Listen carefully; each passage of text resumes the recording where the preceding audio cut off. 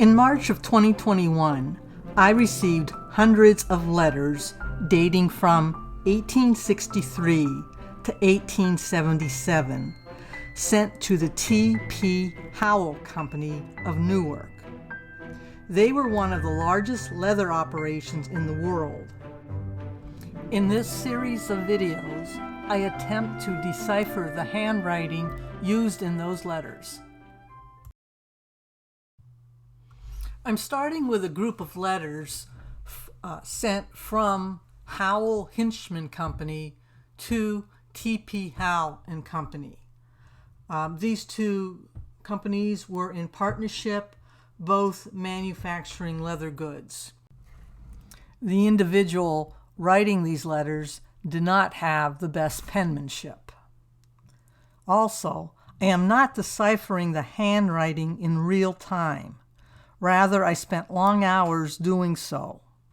To help in the process, I did research into the two companies. It was also helpful to have many letters written by the same individual, as it helped me become familiar with their style. Middletown, January 7, 1869. Messrs. T.P. Howell and Company, Newark.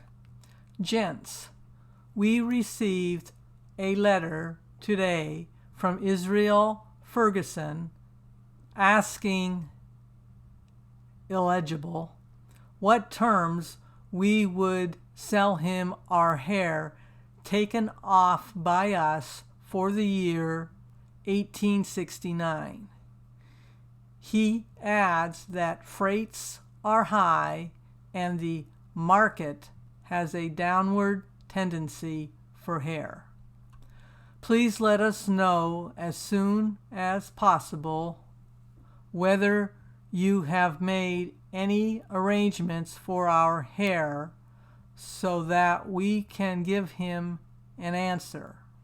Yours truly, Howell-Hinchman and Company. P.S. We have delivered our hair on the cars at 4 illegible per bushel. He furnishes bags. In old handwriting, there are two forms of the lowercase s. A long S, which looks like the letter F, and a normal looking S. I won't go into why, because I really don't understand it. It's very convoluted and above my head.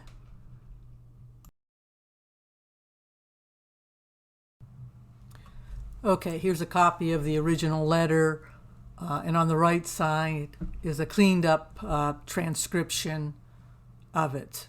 So what's going on here?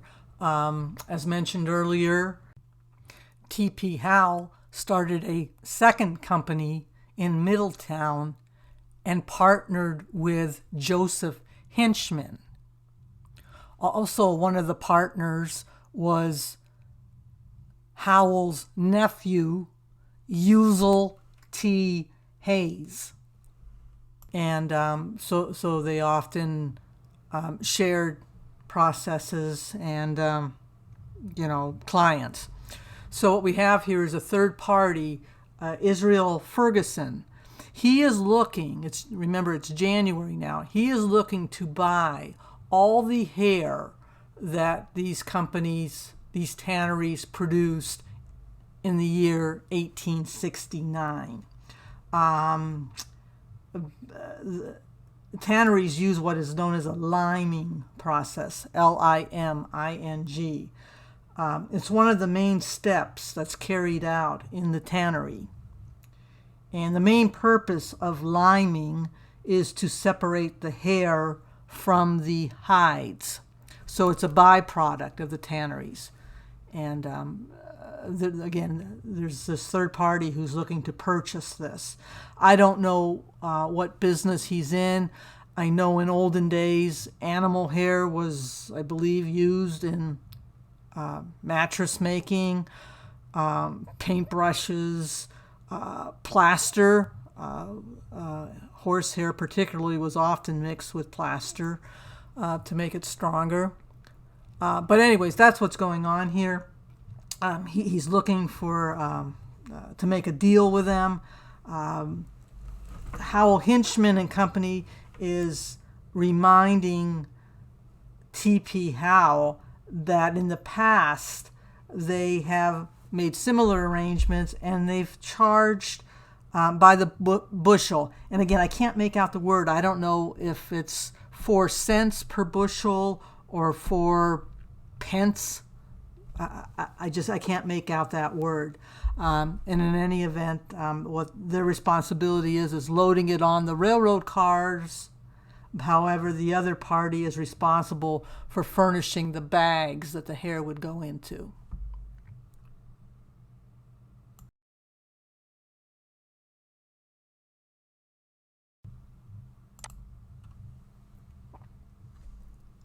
Middletown, January 12, 1869.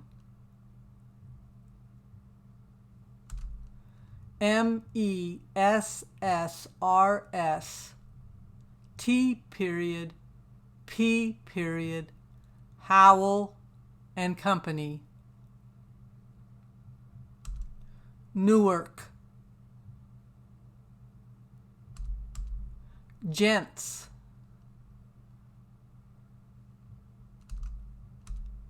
Frank Kunkel called here this morning for a check.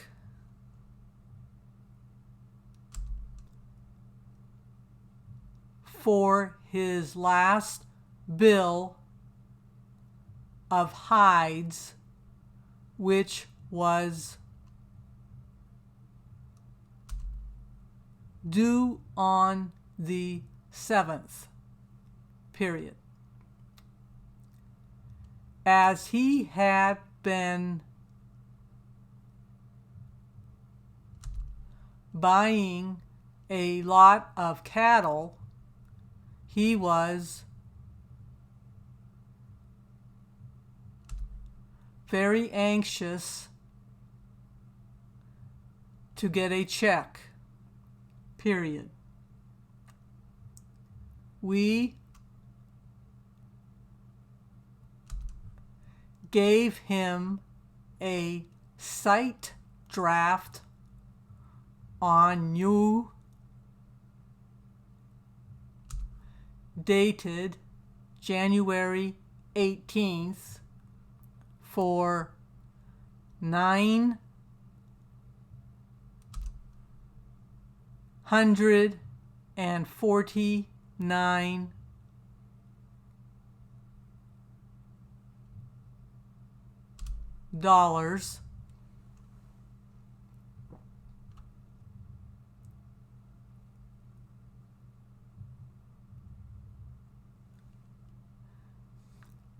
Tucker died at the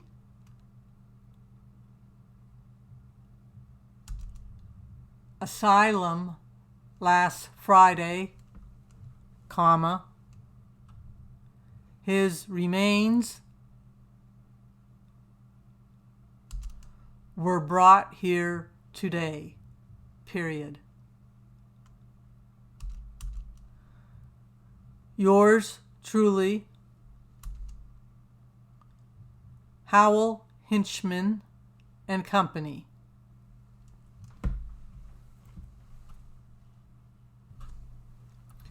There were a couple of different spellings in this particular letter, namely where they're talking about buying a lot of cattle. I left the spellings as they were in the original letter. The letter also makes reference to what's known as a sight draft. For whatever reason, they always spell draft D-R-F-T. In any event, a sight draft was a type of bill of exchange in which the exporter holds the title to the transported goods until the importer receives and pays for them. It was also interesting to note the lack of any paragraphing for when the subject changed to the fact that Tucker died at the asylum.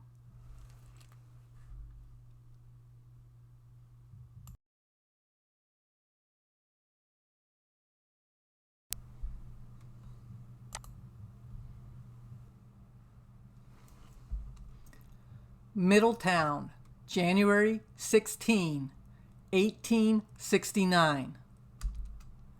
MESSRS T period P period Howell and Company. Gents, we have received the Canada hides and find there is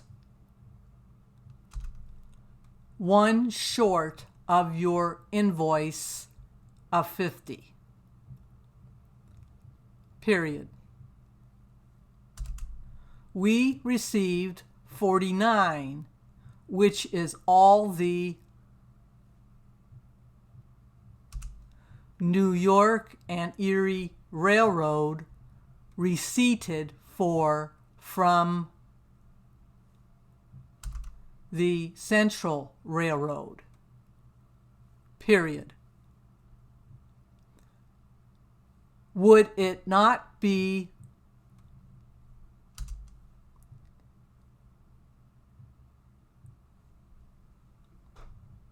well, would it not be well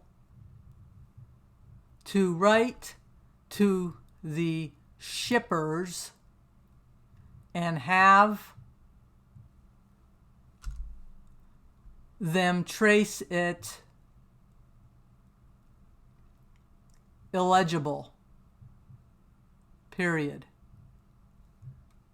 They have the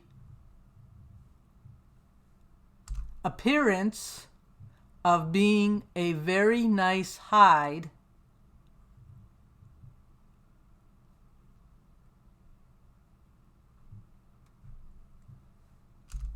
we have worked them in and will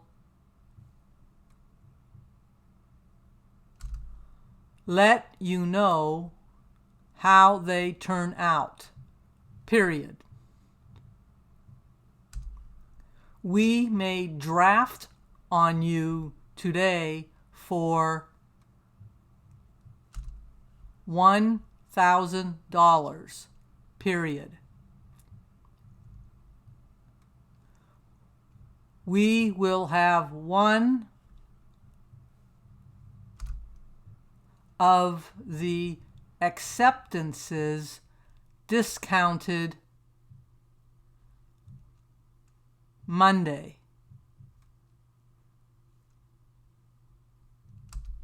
The other one we can get through the last of next or the first of the week after. Period. Yours truly, Howell-Hinchman and Company. Evidently, T.P. Howell purchased 50 hides from somewhere in Canada. And while these were in shipment or transfer from the Central Railroad to the New York and Erie Railroad, one of the 50 purchased hides was not accounted for. So the question is, do they put a trace on it and try to find out, what happened to that hide? The New York and Erie Railroad operated in the northeastern United States, originally connecting Jersey City, New Jersey, with the Lake Erie area.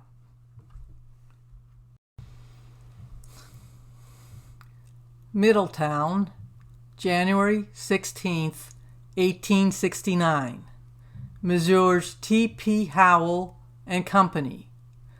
Gents, our bank has discounted for us the draft dated December 15th, 1868 at 4 months for $3,500. Discount amounting to $63.28. We have given you credit for the amount of draft. You will please send us 1 box 16-ounce jacks immediately. The county hides still continue to come in quite lively, also bark. We have paid Jorlman for the ground bark delivered to us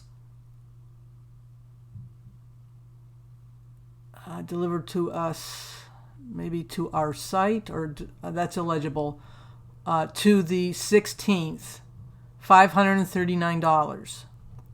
Yours truly, Howell-Hinchman and Company. Okay, first we'll talk about the bank draft. And I'm reading this from the internet. It says, the draft discounting means that the lawful bearer of the draft sells the draft to a commercial bank for amount of funds before its maturity. Under this service, drafts can be cashed quickly and conveniently with low financing costs. So I'm not sure. I'm assuming maybe that something like that is what's going on here. Now, regarding the box of 16-ounce jacks, I'm thinking that maybe T.P. Howell's business, one of their products was the making of leather tankards. And back in early times, this tankard was referred to as a jack. And evidently it obtained its name from the material that was used in the manufacturing, being jack leather, which was created by soaking in very hot water. And the size of these tankards evidently is 16 ounces. Regarding the county hides, I'm assuming that maybe they purchase hides from locals. I know they purchase hides from Canada, but they also probably purchase them locally. And as far as the bark is important in the tanning process, particularly hemlock and oak. They get the bark and they take from the bark something known as tannic acid, which is found in the bark. And the acid is then used in the process to turn the animal hides into leather. Middletown, January 22, 1869. Messrs. T.P. Howell and Company, Newark. Gents, enclosed we send you invoice for 9 bales sheepskins and 9 bales leather, which we will ship to morrow a.m. Your order for 6 side heavy harness is received. The nearest we have is now being stuffed. If we had received the order the day before, we could have filled it. Please send us 6 bales Gambier and oblige. Yours truly, Howell-Hinchman and Company. There are several different types of leather that can be made from animal hides. To name a few, there's bridle leather, harness leather, patent leather. Each of these leathers has different characteristics. Some are more water resistant, some are more pliable. In this letter, the TPL is evidently asked for some harness leather, but there isn't any in the inventory at Howell-Hinchman and Company. They do have some in the process of being worked up. That's what he means when he says the nearest we have now is being stuffed. Stuffed is the process of working different oils and greases and wax into the hide to give it these different characteristics that make up the different leathers. Howell-Hinchman and Company has asked T.P. Howell to provide them with 6 bales of gambier.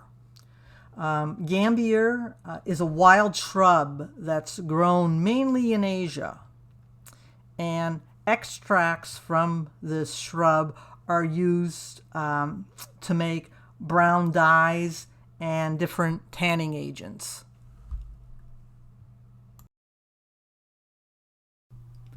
Middletown, January 26, 1869. Messrs. T.P. Howell and Company, Newark. Gentlemen, yours of the 23rd inst. is received. We are today tacking on the frame between 80 and 90 sides of hogskin, which we will send as soon as we can get it dry. We have in the yard 70 sides more, which is tanned and ready to come out. We are driving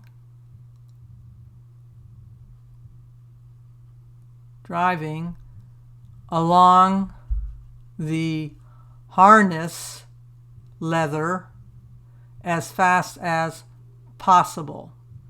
Yours truly, Howell-Hinchman and Company. INST is a Latin abbreviation which means of this month.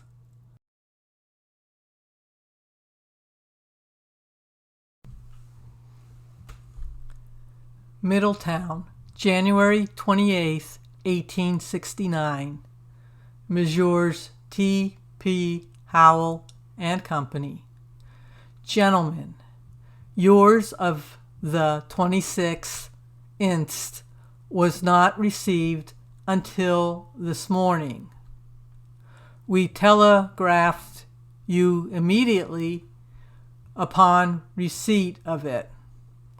Last Saturday, before the bank discounted the last draft for us, we had standing there, to our credit, a little over $100.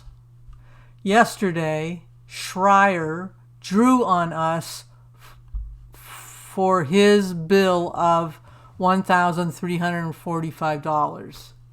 And we also paid Gilbert Morris note yesterday of $675, which after paying the workmen last Saturday and several other small bills which we have paid during the week, left us with less money in the bank than the amount of the draft you asked for. Yours truly, Howell-Hinchman and Company. It appears the number of financial transactions that Howell-Hinchman incurred in the last few days left less money in the bank than what T.P. Howell was asking for.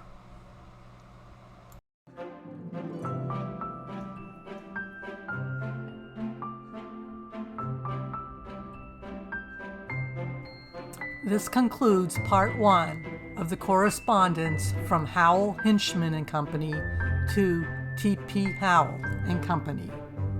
Thanks for watching.